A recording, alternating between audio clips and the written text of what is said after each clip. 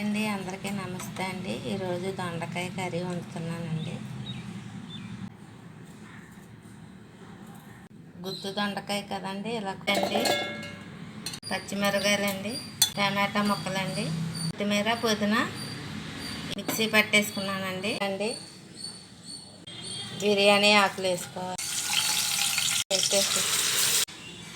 అల్లం పేస్ట్ వేసుకోవాలండి. ఒక స్పూన్ ధనియాల పొడి వేసుకోవాలి, కారం వేసుకోవాలి, సాల్ట్ వేసుకోవాలండి. నూనెతో వెళ్తుంది చూడండి.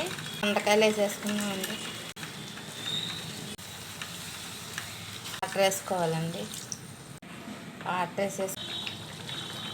అంత చక్కగా ఉందా, అరగడ మరిగిపోతుందండి. ఇదిగోండి మసాలా వేసుకుందామండి. వేసుకోవాలండి. రెడీ అయిపోయిందండి గుత్తి దొండకాయ.